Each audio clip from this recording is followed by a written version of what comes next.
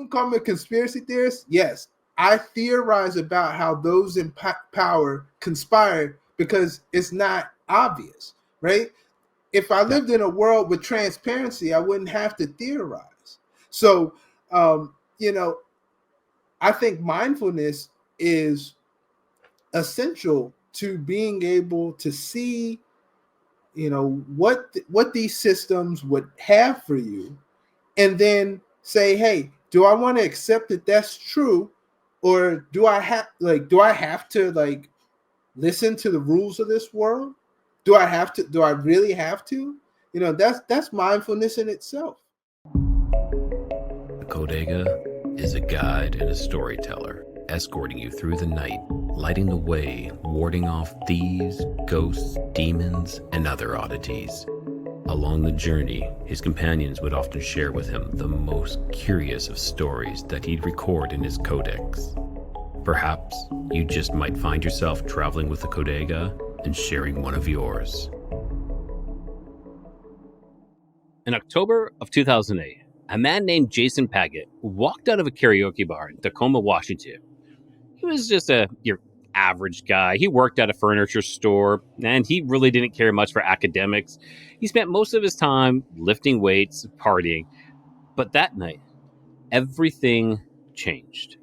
As he stepped out onto the street, two men ran up from behind him and attacked him. They slammed his head into the pavement, leaving him unconscious. Next thing, he woke up in the hospital with a severe concussion. But something was different. His entire way of seeing the world had changed. At first, it was terrifying. Every moment, every object, every shape around him appeared as if it was made up of intricate geometric patterns.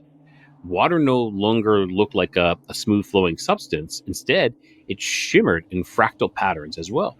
Light bent, moved in ways he had never noticed before. He started drawing complex mathematical diagrams, something he had never done before the attack. Like I said, he wasn't into academics, he was into working out. Doctors later diagnosed him with acquired savant syndrome. I wouldn't mind that. A rare condition where a sudden brain injury, I don't need that, unlocks extraordinary abilities. Jason, who once had no interest in math, became obsessed with complex geometry and theoretical physics. He even started working with top mathematicians, proving patterns in nature he could now see with his own eyes. But here's the real question. Did the attack simply rewire his brain, or did it open a door to something greater? Did he tap into this hidden potential that had always been there, waiting?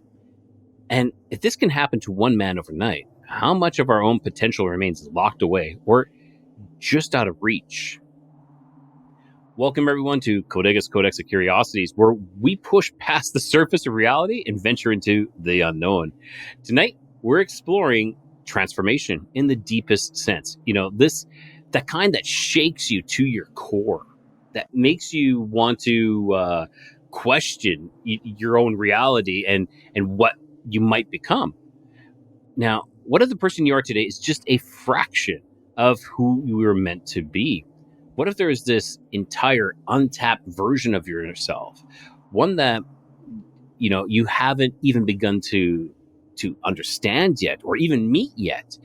This always goes along with what I've always said. I said I believe that we as humans have been governed, meaning that our potential has been reduced, and this very much could be part of it. If there's a way to rewire our brain that we can maybe access more of us, more of our potential. Now, that brings us to our guest, Will Badie, author of oh my God, You Are the God You Seek. I am just messing things up today. I apologize, everyone, but hey, it happens. I've had a rough week. We're going to go with that one. My potential, I have not hit it yet. So now, with that, what it means is that we have this potential within us. Instead of we're always seeking outside, but inside is where we truly have all this potential. So tonight we're going to take it a step further. Is change purely a mental process, or could it be something bigger, a force, an intelligence, something out of this world. I don't know. And with that, let's bring Will in, and we'll continue. We'll start this up here. So, Will, welcome to Codega's Codex of Curiosities. I was fumbling with my introduction, but it happens sometimes. So, how are you? I'm good. It's all good. You know how it is. Hey, you had a rough day. Most of the people you listening had some kind of rough day, so it's all good. I, yeah, let's go with that. Yes, everyone has had a rough day, and we're allowed to make mistakes. It's just that I've been doing this long Absolutely. enough now that I shouldn't be fumbling over things and making mistakes. But with that, Will, why don't you introduce yourself and tell my listeners and viewers a little bit about yourself and where they can find you? All right. So, like Ryan said, my name is Will Badie. I I'm a s if I'm anything, I'm a spiritual seeker. I'm a seeker just in general. The mystery of life gets continuously deeper as I move along. You know, when I think that I know what's going on and I think I'm on level ground, some new thought, some new concept comes, and it just to show me that maybe I don't know exactly as much as I thought I did, and I'm very grateful for that. I'm very grateful for that. I started teaching meditation maybe about 8 months ago, and I had gotten into that because I had gotten to a place in life where my like many people, I found myself working at a job that was really giving me nothing. It was just something I was doing, and that little voice inside, it starts itching at you. It starts saying, "Hey, you know, you need to start acting like time is real, and start acting like you, you know, you you know what you want to do." Or at least you have the direction that you want to go in. And I was definitely in a place where um,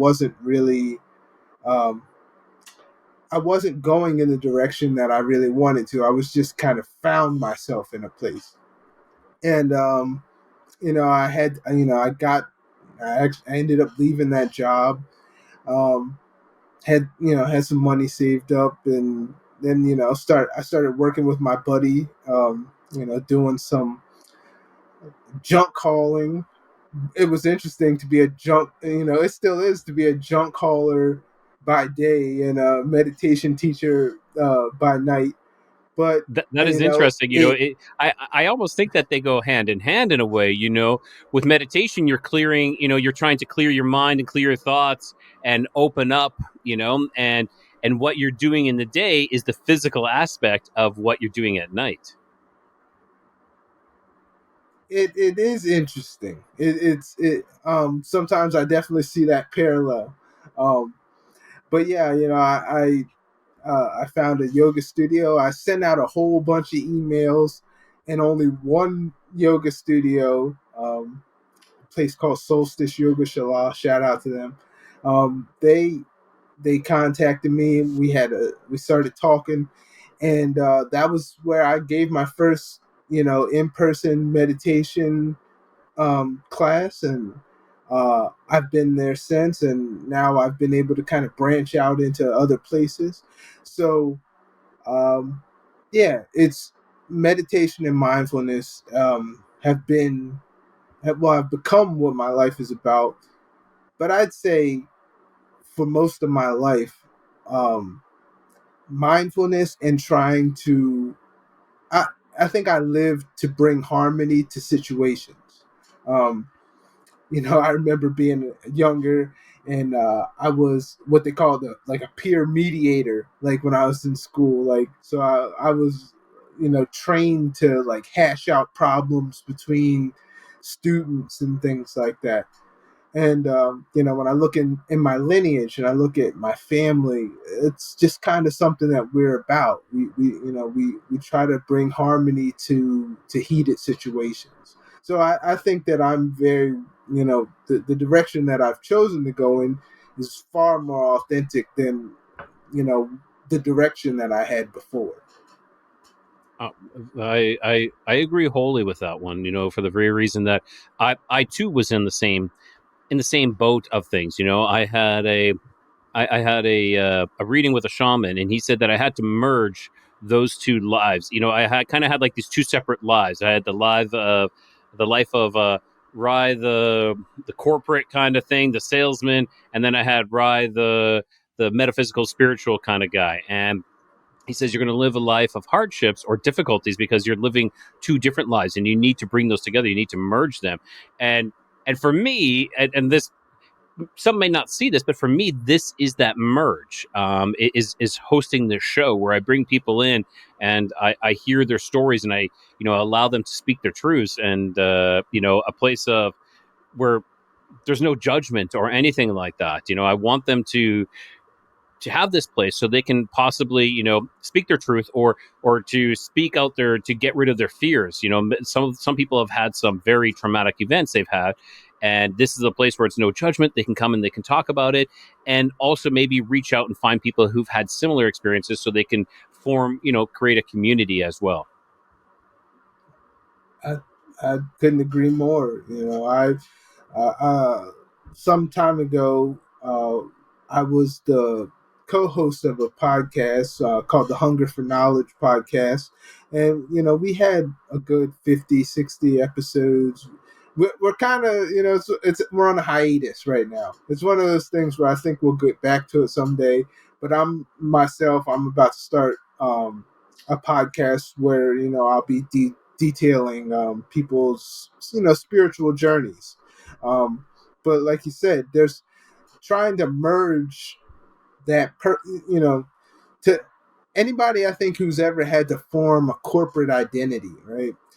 You become mindful of the fact that you're creating this person who's not like real.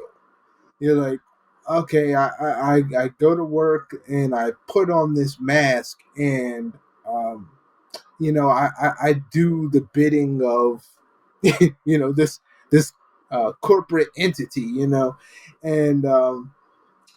I even before the job that moved me in this direction, I found myself, I was working in medical marijuana, and I had gone from being in a very hands-on place with the plant, trimming and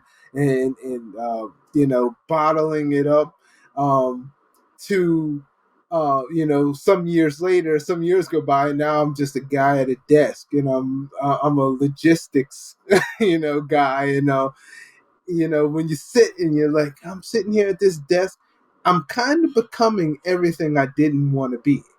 And that was, I think, even before, that was a stimulus that began a process that I think led me to now, to wake up and realize that you're not the person who you had intended to be.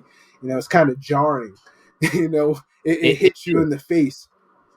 Yeah, it totally is, and it's jarring. It hits you in the face, and it's also very difficult to break free from that as well, because we have comfort in routine, we have comfort in security as well, and well, hey, this pays the bills, and maybe I don't really like it, but it's okay. I have a job, and Yeah.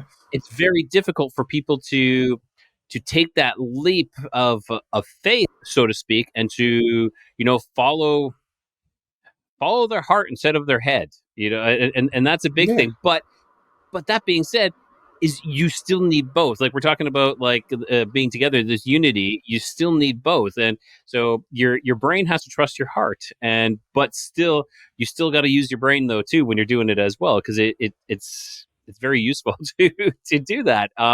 Now, Will, I was going to ask you. So you okay? You kind of said this journey of how you did that, but now, why? Let's ask why. Why did you get into meditation? Why did you start this journey?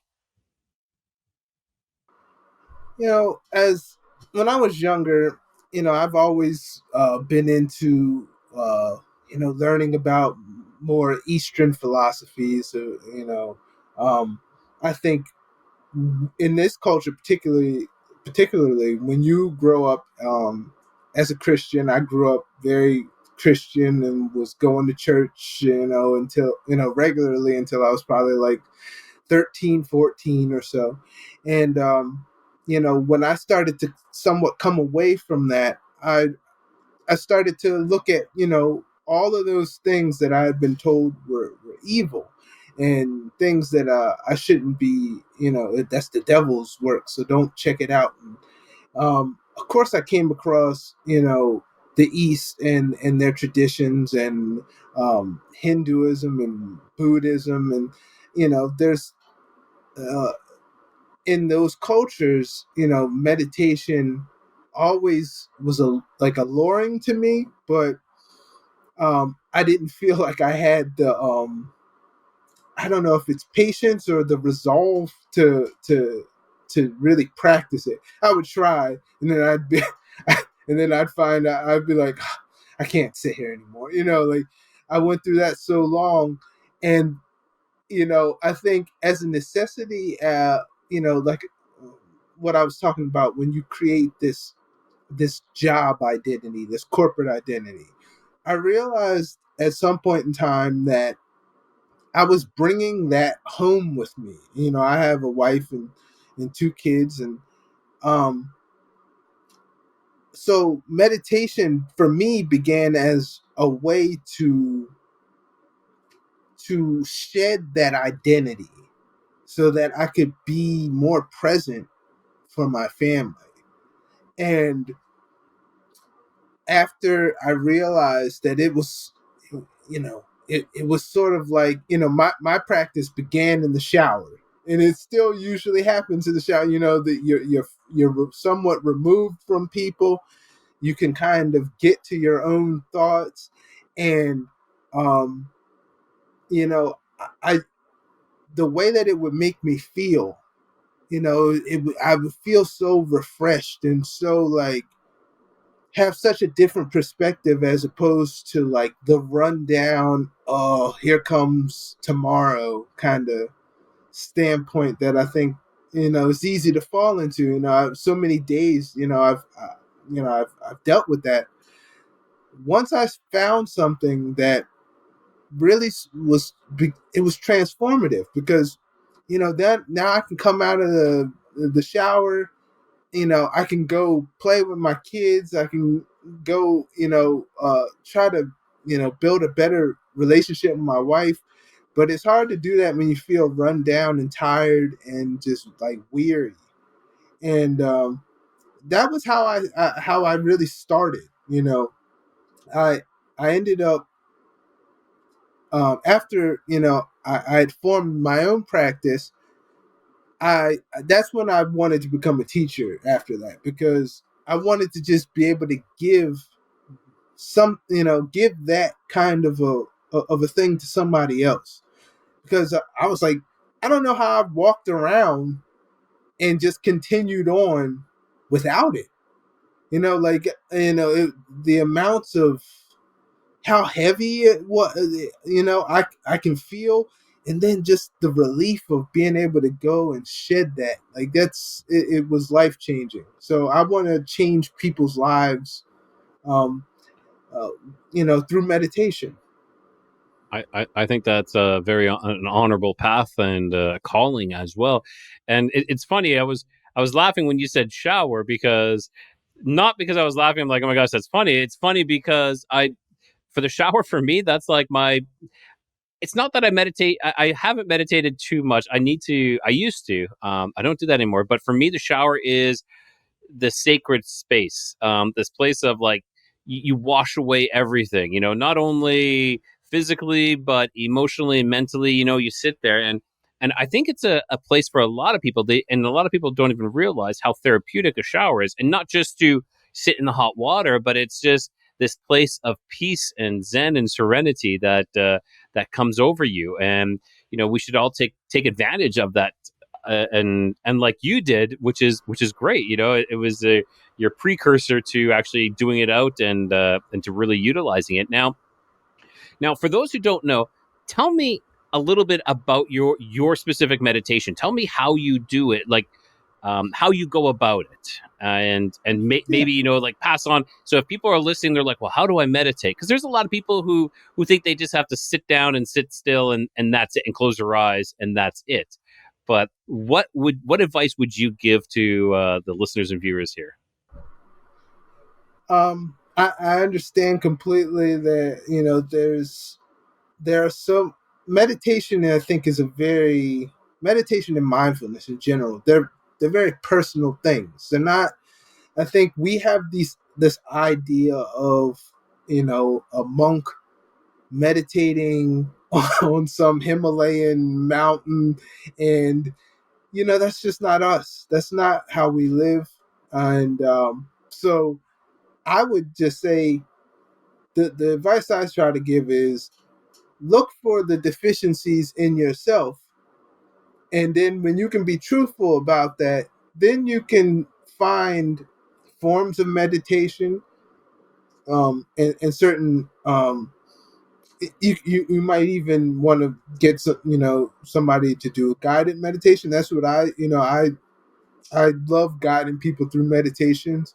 um, but for me personally, I started it out with um, and I put this actually in my book, or my ebook, and it's I try to differentiate. An ebook is not a book, I get it. But No, for me, it's a book. It's a book, man. Be proud of that. Yeah, own that. Yeah. I'm proud of it, but it'd be nice when I actually get a whole book. But anyway, um, so I did I formed a meditation I called the quad meditation, and quad, it's it stood for, the Q was for quiet, the U was for utterance, the A was for aim, and the D was for discipline. So it may not necessarily be a traditional meditation, but it was a mindfulness activity. It was, the quiet was about, can I get quiet enough to see that underneath everything is the same thing? Can I strip all of my problems away? Can I get to the core and fundamental reality that the same thing that is inside of me is inside of everything else? And for me, that being in that quiet, that's where you find that sort of, um, those sort of thoughts. It's hard to get to a thought like that in a mind that is sort of jumping around, and you're thinking about bills, and you're thinking about you know something that happened last week, and you have to be able to get to that place where I've quieted it down so that I can see the core reality. And once I got to that point, then it became about, all right, because it's a very empowering thought, right? To understand that you are essentially connected to all things that have ever existed. There's power in that thought. So once you can get to that thought, and there's the power, then it becomes about, okay, I have this power. Now can I harness it in a way, and can I start to practically change my inner environment? So then I would go to the utterance, and that would be, you know, just the utterance and of the vocal cords. You know, so powerful, so powerful. We don't really, I don't think, understand, or we don't give it its credit, but our ability to speak things into reality, and also, um, I find, I would. I would so I never always did the same thing. So for the utterance part, sometimes I would just hum, or sometimes I would just do something harmonic, or sometimes I'd sing a song. But it would be in waking up those vocal cords for me, because for much of my life, I spent a lot of time swallowing a lot of the things that I actually had to say. There was Interesting. so many things. Really interesting. I've been, so like I said, when you start to find, figure out what your deficiencies are, that's a deficiency of mine. And, uh, that's come out in different ways. I'm a rapper too. I've done stand up comedy, but all of these things didn't come naturally for me because I was so used to just being quiet will. I was all I've been like that for a long time. So waking up the vocal cords is important for me. And so, And once sorry, in before you go no, too you're far good. with that, let's yeah, your comment about speaking words, like it's very powerful that we can words are creation, and for those who don't know, one of the ways is through manifestation. If you speak a truth and you believe that truth, you can make things you can make things happen, and our words are powerful, and it goes into a little bit of, if you want to, occult kind of things when they talk about, like spelling. We can tell about spelling and cursive, and grammar is actually comes from grimoire. And so, we what we people knew, like these ancient cultures or these secret societies, know the power in our and us speaking, speaking of the truth, and withholding the truth sometimes, or withholding um your voice, is a way to subdue you. Mm, mm, absolutely.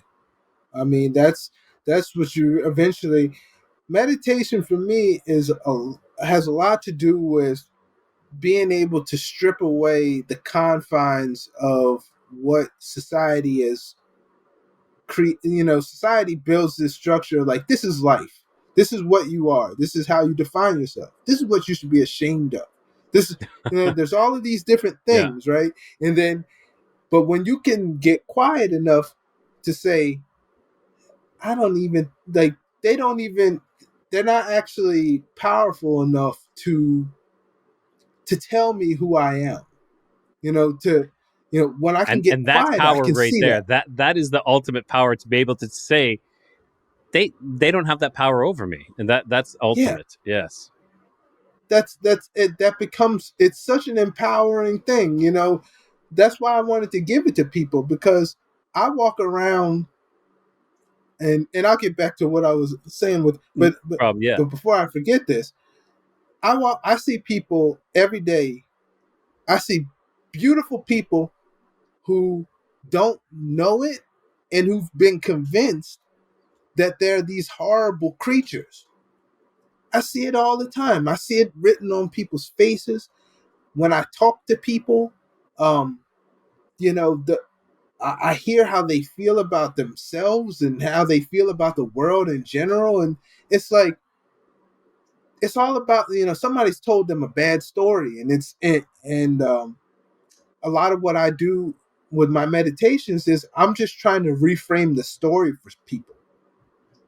Um, Fantastic. Like, rip that story away, because you sit, and if you watch that news, it's constant. It's this constant bombardment of this divisiveness and division and separation, and like that is what they keep pushing. And if that's all you intake and that's your story, and it's a sad story, and there's way more to it, that's not the true story.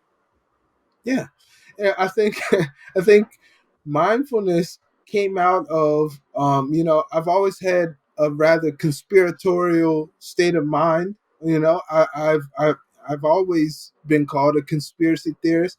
I'm actually, I own it. It's Amen. like, if you Amen. you know what I mean, like I own. You can call me a conspiracy theorist. Yes, I theorize about how those in power conspired because it's not obvious, right? If I lived in a world with transparency, I wouldn't have to theorize. So, um, you know, I think mindfulness is essential to being able to see, what these systems would have for you, and then say, hey, do I want to accept that that's true, or do I have to like listen to the rules of this world? Do I really have to? That's mindfulness in itself. And freeing people from the shackles of that, you know, that's that's what my life is becoming about, because it's so evident out here that, the way I see it, that's why I named the book what I did. You are the God you seek, because I felt like they've convinced people that their creator is somewhere outside of them. Not to say that it's not, but it is local. It's inside of you. The thing that you're searching for is inside of you. And that's why, like I said, that's why I made the book. Awesome, and I agree with you wholeheartedly on that one as well. Like we are outside searching, when and that's, I think that is a problem with society today, and even my own, is we're always outside searching or outside looking. We're not looking within, and by looking within, we're also looking at our mistakes, our faults, our issues, so we can go within and solve those. It's like, I'm not going to help anybody if I'm a broken, and I have a lot of issues. I need to deal with my own issues before I can go out and try to help someone else. And you've done that. You're doing that, and I applaud that. That is fantastic. Now, um, so this was your meditation. This was your drive. This is your goal, and I think it's amazing. Now, what's next? What is the next step for you? I think the next step for me is growing and just becoming a part more. I guess you could say becoming more visible.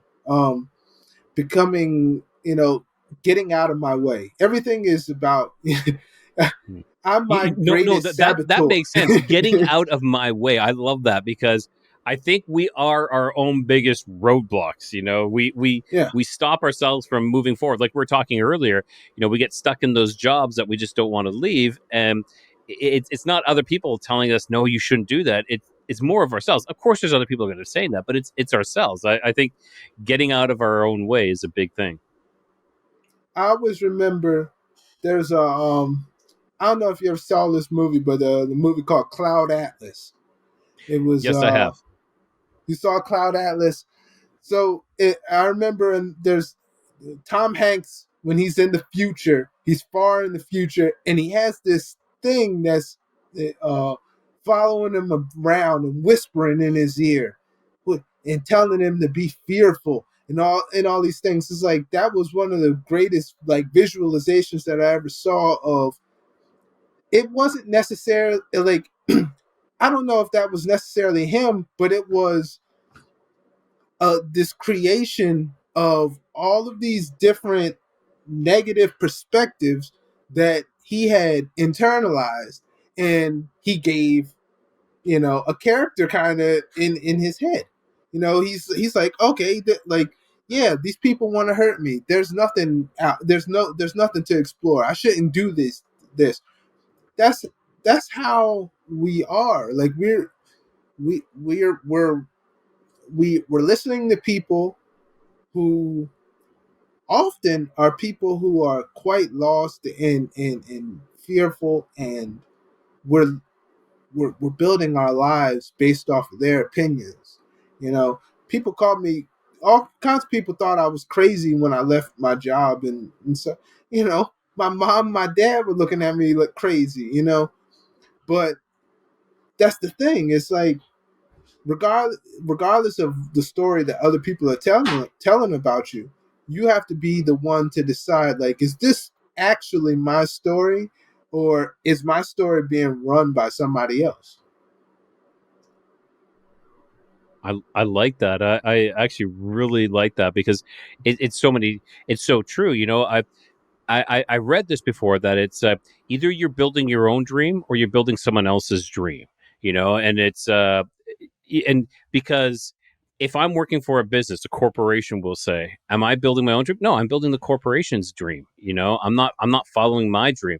But that can also be taken another way. Is that you know if someone else's dream might be to work for that corporation and they never got that opportunity, so they're if you're saying, "Well, I'm going to leave it," they might be pressuring you to not leave it because that's their dream. And It's their dream. I believe we have to be able to listen and discern what ours is, you know, and find those signs and allow them to guide us into the direction of where we're supposed to be and who we are supposed to be. Another thing I've also said is we are the ones we've been waiting for. We're always sitting around waiting for someone else to do the actions for us or to do the change for us. But it's us. We are the ones we've been waiting for. And we have to take that initiative and take that step because no one else is going to do it for you. You got to do it yourself. I think that's I agree. You know, um we're people who I think growing up in the culture that we do, we've grown up in um and this is, you know, I've definitely come to peace with it, and I see it, and you know, I see where it's had its effect with me. But when you live in a Christianized society, that's not this, you know, that's not, I there was a time where I was like, oh, I put that outside of myself, but now it's like, no, that's part of me, you know. But the truth of the matter is when you have that kind of a perspective, you have this messianic savior complex.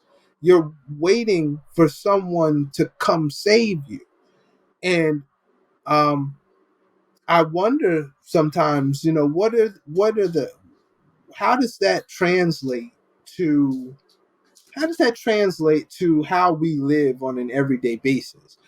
Are we is that just kind of how we think about things? We think about like, oh, I need somebody to come save me because I can't save myself, because my religion says that it says that I can't save myself. So why would I think I could?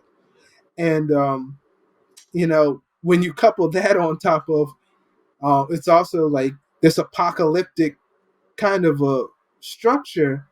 Um, you know, I think um, people always think that, at least for most of my life, people have always been thinking that the world was about to end. You know, Always. they were Yeah. always that it's always this, oh, it's any day now, and it's It's like just yeah, it's when just around the corner, just the next it's door, you just know, it's around the just yeah. corner.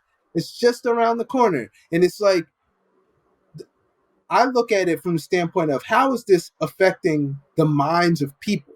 Because people are like, I can't save myself, and it doesn't even matter because the world is about to end. So, so with that, it's like, why would you do anything? Why would you do anything if you thought you couldn't, you didn't have the ability, and it didn't really matter because, you know, any day now it's over. So, you know, I you know, when you said, you know, you either live in your own dream or you live in somebody else's. I heard somebody else put it a different way. They said you either live your dreams or you live somebody else's nightmare. And that's kind of like how, you know, it's like, now it may be their dream, but their dream might, if you're caught in somebody else's dream, that very well may become your nightmare. You know, uh, I when I was working in corporate, this corporate job, I was constantly thinking like, I am building wealth for people that are that are not me. You know, like I'm not. I've become this sort of cog in the system, and I thought of myself as being a pretty um, conscious person. but it's so easy to fall into it because it's just what we're used to. Yeah, it really really is. It is completely what we're used to. Um, and I was oh man, you were saying something about how it's like, yeah, we it's at the end of the world is just around the corner, you know, and I we have that we're waiting for that savior kind of complex kind of thing. We're waiting for that, so I can't do anything to change this. Now, do you believe that this is designed by that? You know, is this a plan that they're doing this so that we sit there and we don't do anything? We don't actually achieve our potential because we're just sitting there and waiting. Like I'll say something for the last 5 years. I think it was a that was one of the biggest things was sit on your couch, don't do nothing. And it didn't matter, you know, if you're right wing or left wing, because the right wings were sitting there with QAnon and waiting just to trust the plan and sit there, don't do anything. And the left wings are waiting there for a cure um, for for COVID, you know, and it was everybody just sit there and wait and don't do anything. That seemed to be a big thing. So what I was getting to is, do you think that's uh, a devised plan for us just to keep instilling this to subdue us and to stop us from reaching our potential? um you know, when I look at, I love history. I love looking at things. um I don't have a political affiliation, right? um and some people are like, well, why? And I say, well, I look at history and I look at things from a civilizational standpoint. All these civilizations that have come before us, they've all had their politics that they thought was going to save their society and all this stuff. But in the end, it didn't matter because there were issues that were deeper than the politics. When you get into things like, when possessions mean more than life, you know what I mean? Like when you have those kinds of issues in your society, um, you're caught in the cycle. I think we're caught in the same cycle that other civilizations have been caught in, and the way that it seems like the most common way is to, um, like you said, you have to continuously think, or you have to make the people think that their savior is coming, and then the people just sit there and wait. They just sit and wait for this thing. And sometimes, you see it in, like, when I even in like alien and UFO culture. There's a bit of that, right? There's like, once the aliens get here, they're gonna clean all this up. We're gonna be in this utopian society. Like, it exists there too. All of these things, to draw us away from the idea that we, like you said, we're the ones we've been waiting on. And if we don't know that, now, if that, like, there's so much evidence, but I also understand though that there's so much, um I guess, there's so much propaganda, there's um so much of a devaluation of people. That was the other reason why I named the book "You Are the God You Seek."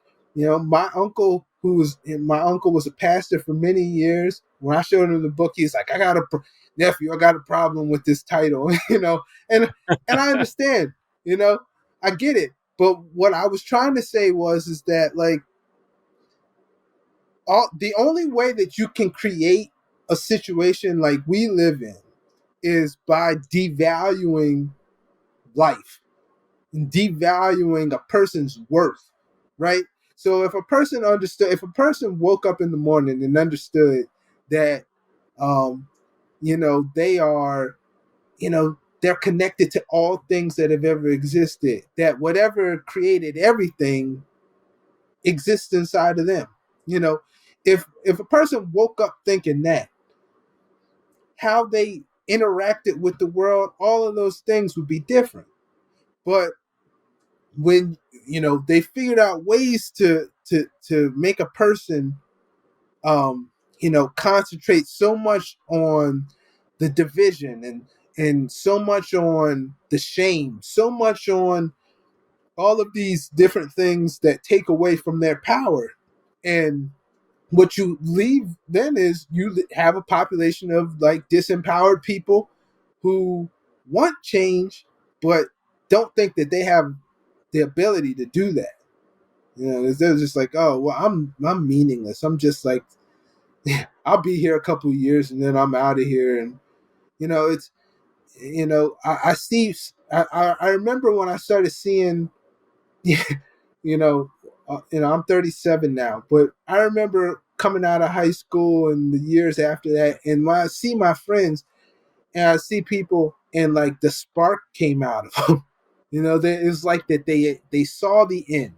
They were like, oh, I'm gonna be working at this factory for the next 30 years, and then I'm just gonna hang it up, probably. And I see that in people. They're just um, they don't they don't think that they're so caught up in their day to day that they don't necessarily think that tomorrow can be different. But tomorrow can be drastically different. Like, you can wake up tomorrow and start an entirely different tangent in your life. But if you can't get to that, if you're too beaten down, you can't ever see it. Yeah, I do agree with you on all of that. I think that even subconsciously, some people don't even realize it, but subconsciously they are beaten down. They have chosen that this is the end, this is the life. I'm just going to run in this treadmill and that's it, and not do anything else. But I like that. Tomorrow can be something else. Tomorrow you can be completely different. You have the ability to change that. And so I think that's a good segue into this next question that I wanted to bring forward was with all Mm-hmm. these, and including yourself, like you're kind of guided into this path. Now, do you think we're being guided or tested by something unseen, like some sort of force that's pushing us towards this path of enlightenment, or this path of knowledge? Do you think it's I don't want to say pushing, but we'll say gentle nudging. Sometimes it is a hard push. But in the beginning, I think it's kind of like this: here, go this way, and then in the end, it's kind of like go. But do you think that there is something along that lines? I think from a spiritual standpoint, um, I don't have a set spirituality. I heard somebody explain what I do. They call it open source spirituality. That's kind of what I practice. I look at um, all of this different spiritual traditions as guides. I'm not necessarily a believer of maybe any of them, but I'm a student of as many as I can come across. When I find what they can, when I find something that resonates, I'm like, man, that I can really implement that into my life, and it can drastically change my perspective. Um, so when I think about what's been guiding me this way, right? I think about it in terms of, I personally, my belief is that whatever created all of this exists inside of everything. You know, I think sometimes people, they'll get to the point where they're like, oh, there's certain things. Well, or they're called the devil. There's certain things outside of that. I'm saying, how? And we're all here in 3-dimensional reality. Whatever it was that we came out of, had and maybe, I'm not saying that I know that, but that's just based off of my assessment. Everything is connected. Everything is a manifestation of the creator. And I think we're our spiritual traditions, right, are us interacting with that presence. Because there's some little kid in the middle of the Amazon, and he doesn't know anything about the so-called civilized world, but he's having these experiences and he's seeing these things, and he he's maybe putting it in the context that his ancestors have for the last 20 generations, so I think we're all going through a similar experience, but we're conceptualizing it in different ways based off of um how we know. So like I said, I think when I think about if I'm guided, I think that the creator uh is always trying to make itself evident, but I think that that's part of the magic of um you know uh I guess what you might call the darker entities in society, like that.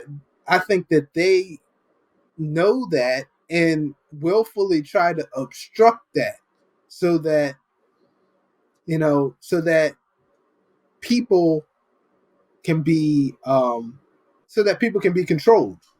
Once that becomes evident in yourself, that your value for yourself changes, how you see other people changes.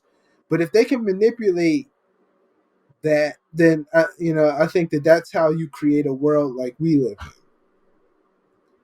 I love it. I love it. Now, I know we're getting closer here to the end. We usually just go about an hour here, but I got a final question now. So before that, you mentioned that you were a rapper, right? And are you planning to integrate any of your music with your spiritual practice? Are you doing any of that integration? Yeah, I think as a rapper, I started rapping when I was like 16, 17. And I made like my first album when I was like 21. And it's funny to go back and listen, because while I've never been like, I'm no gangster, I'm none of that. And I've always been very mindful of that. But over time, I've watched as my lyrics have become more of, rap. Rap can be very egotistical in the sense that it's like I'm trying to show you that I'm better than you, and over time, I've I've sort of lost a lot of that want to prove that I'm better than somebody, and it's more about what can I say in these rhymes to inspire somebody to become a better version of themselves. So what I did lately was I became like, well, I put a project out that was new to me because I was singing, and I had forgotten that I was a singer. I was when I was younger, I was in choruses and all kinds of stuff, but but once that stopped being cool, you know, I kind of let that go, and I became a rapper. That was the cool thing for a kid to do. And I forgot that I've always had the ability to sing, and a lot of my messages and my music now have become about it's just about love and togetherness, and um, sometimes it's hard to do that rapping.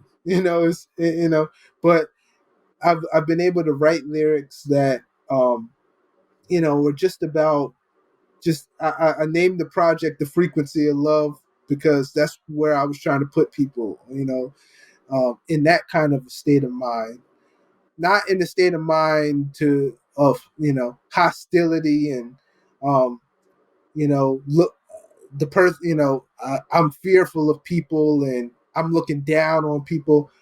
I, I just don't have any place for that like anymore. Like it's kind of as time goes on, it's just not relevant to me. Oh, I love it, man. I like that you switch. It reminds me of I had a previous guest. His name was Rafa the Skits Lugo, and he kind of did hip hop rap as well. And he had some pretty enlightening experiences, and it completely changed his musical his life, his musical life. I don't know, his musical career in a ways. It completely changed on how he used to be Yeah, like gangster rap, kind of like hip hop, but now he switched it to more of like enlightenment and and also just speaking the truth as well. So it's very like a mirroring exactly what Raf had done as well. So that's really cool. yeah. I think that's what I think that happens to people once you become mindful of what you're saying, and you think that it has some degree of power. You know, you I'm very particular about my lyrics because that's what most people that most people who are going to hear my voice will it'll like most likely be a song. It'll so all of those words are connected to me and who I am, and I don't take that lightly. I've just somebody anybody listening to my song, I'm grateful for that. So why would I don't want to poison you with some of my lower vibrational thoughts just because I thought it sounded cool on the song. That's it just doesn't make sense to me anymore.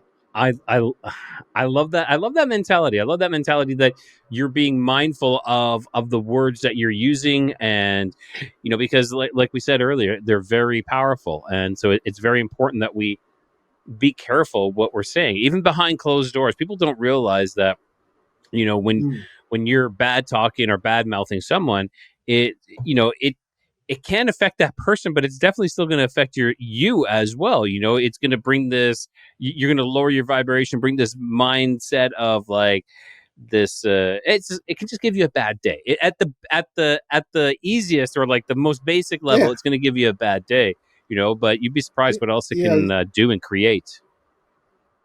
yeah. My one of my buddies, he's always just like calling himself an idiot. I'm so stupid and all this stuff, and and I had to look at him one time and say, "Hey, you need to stop talking shit about my friend," you know, because Ooh, like, yeah, like you know what I mean, like you're talking crazy to yourself like that, but like I see you for what you are. Like I don't want to hear you talking like that about you because none of it like it's not true. You're not an idiot. You're not stupid.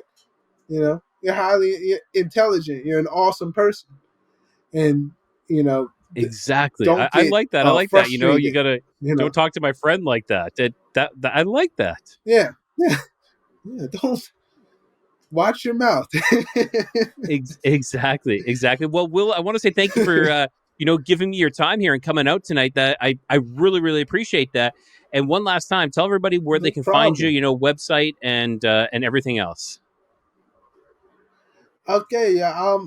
If you would like to get in contact with me, you can willbadie@gmail.com. I'm in the process of doing a lot of my getting back into social media. I had to take a hiatus from that, but I'm getting back into that. And I will leave a link to my book. And also, I'll leave some links to my music if you want to check that out too. So, yeah, Fantastic. thanks for having me. I appreciate it. No, I really appreciate that as well. Yeah, we'll put all those links in the show notes. So everybody listening or watching, check out the show notes. You're going to find out all those links. Okay. Thanks so much, Will. Thanks. Have a good one. All right, everyone. That was Badie. I hope I have not saying it wrong. I butcher names all the time. Everybody knows that, but that was a really oh, I don't want to say that. I was going to say enlightening conversation, but that's terrible. That's too cliche. So that was, and I always use fascinating, but that was a fascinating conversation. Diving deep into the concepts of self discovery, transformation, meditation, and also with the hidden forces that shape our lives. That are truly within us. And he was saying, like we have that divinity within us, and for those who were like, no, no, we're not God, but God created us. Okay. The creator created us. That means part of him is within us. So make sure you guys pay attention to that we have part of the creator within us. You know, it's clear that there's so much more out there to our personal journeys that we need to realize. I need to realize, like I I I, I talk a lot of talk, but I really got to start walking that walk. So, and sometimes it's not just about changing our minds, but tapping into something greater and making a change and actually walking and doing that and enacting it. So if there's anything from today's episode that resonated with you guys, make sure, you know, remember that the best version of yourself is out there. It's waiting for you to discover. It can be just tomorrow. You can change yourself by tomorrow. Just wake up differently. And again, everyone, thanks for tuning in to Codega's Codex of Curiosities. I hope you're walking away with new questions, fresh perspectives, and a deeper curiosity of the mysteries of life. And until next time, keep your curiosity wandering, keep the light lit, and always find your way home.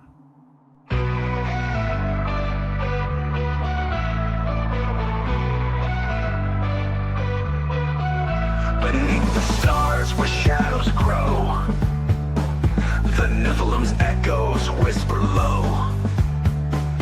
Bigfoot roams through the forest deep, and Dogman prowls where the brave won't sleep. Across lost history we wonder why, seeking the truth that time tried to hide. Keep your curiosities wandering and the light lit, through the darkness don't ever quit. In the Codex, the mysteries come, and always find your way back home.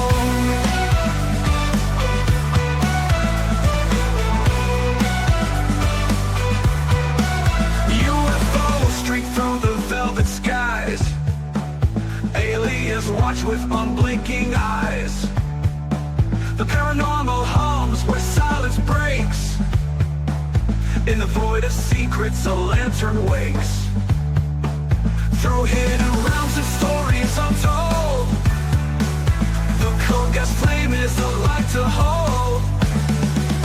Keep your curiosities wandering and the light lit, through the darkness don't ever quit. In the Codex, the mysteries come, and always find your way back home.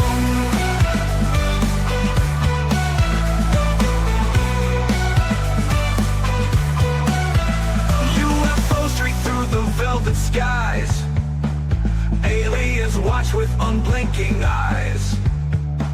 The paranormal hums where silence breaks, in the void of secrets a lantern wakes. Through hidden realms and stories untold, the cold gas flame is a light to hold. Keep your curiosities wandering and the light lit, through the darkness don't ever quit.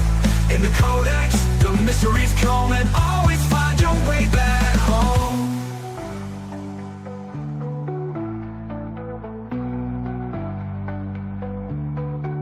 Legends rise from the Earth's deep core, a lost legacy we can't ignore. With every step, the veil grows thin, revealing worlds where the strange begins.